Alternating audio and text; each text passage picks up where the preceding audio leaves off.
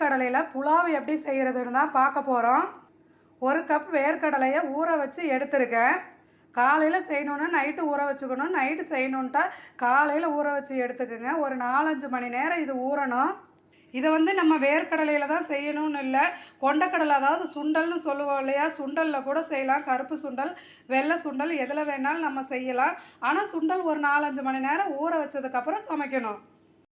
சரி வாங்க எப்படி சமைக்கிறதுன்னு பார்க்கலாம். அதுக்கு முன்னாடி இப்போ தான் நம்ம சேனலை ஃபஸ்ட் டைம் பார்க்குறீங்க அப்படின்னா மறக்காமல் சப்ஸ்கிரைப் பண்ணிடுங்க. ஸ்க்ரீனில் தெரிகிற பெல் ஐக்கானை கிளிக் பண்ணிடுங்க. ஸ்டவ் ஆன் பண்ணி ஒரு குக்கரை அடுப்பில் வச்சுக்கலாம். எண்ணெய் கொஞ்சம் சேர்த்துக்கலாம், நெய் கொஞ்சமாக சேர்த்துக்கலாம். வாசனை பொருட்களான பட்டை, கிராம்பு, ஏலக்காய், பிரிஞ்சி இலை, கல்பாசி இதெல்லாம் இதில் சேர்த்துக்கலாம். சோம்பு கொஞ்சம் சேர்த்துக்கலாம். இப்போ பெரிய வெங்காயம் நீல வாக்கில் கட் பண்ணி வச்சுருக்கேன், அதையும் சேர்த்துக்கலாம். கருவேப்பிலை கொஞ்சம் சேர்த்துக்கலாம். ஒரு பச்சை மிளகாய் சேர்த்துக்கலாம். இதை நல்லா வதக்கி விட்டுக்கலாம்.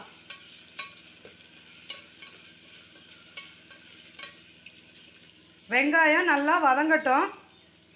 ஒரு சின்ன மிக்ஸி ஜார் எடுத்துக்கலாம். பூண்டு கொஞ்சம், இஞ்சி கொஞ்சம் சேர்த்துக்கலாம்.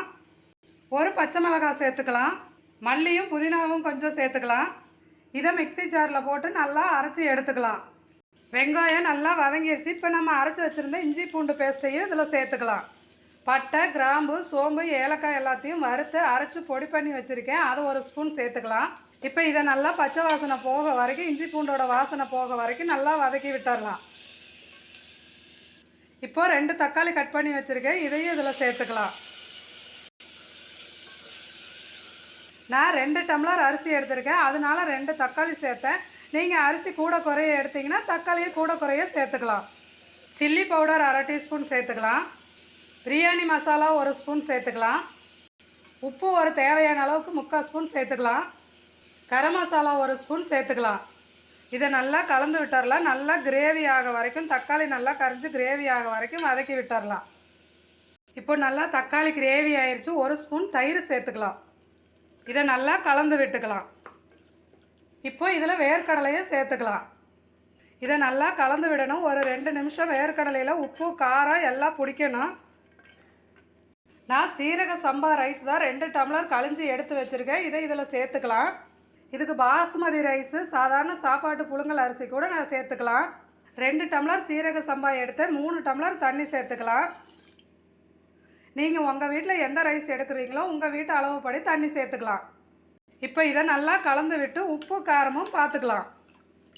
இப்போ மல்லியும் புதினாவையும் இதில் சேர்த்துட்டு குக்கரை மூடி வச்சிடலாம். விசில் போட வேண்டாம். இதில் மேலே ஏர் வந்ததுக்கு அப்புறமா விசில் போடுங்க. அப்போ தான் சாப்பாடு நல்லா கலந்து வேகும். இதில் ஏர் வந்துருச்சு, விசிலை நம்ம இதில் போட்டுடலாம். இப்போ விசில் வந்தாச்சு, ஸ்டவ் ஆஃப் பண்ணிடலாம். சூப்பரான வேர்க்கடலை புலாவ் ரெடி ஆயிடுச்சு. இதுக்கு நீங்கள் வெங்காய தயிர் வச்சு சாப்பிட்டு பாருங்கள், டேஸ்ட்டு சூப்பராக இருக்கும். ஸ்கூலுக்கு லஞ்ச் பாக்ஸ் ரெசிபியாக கூட கொடுத்து அனுப்பலாம். இது மாதிரி நீங்களும் ஒன்ஸ் ட்ரை பண்ணி பாருங்கள்.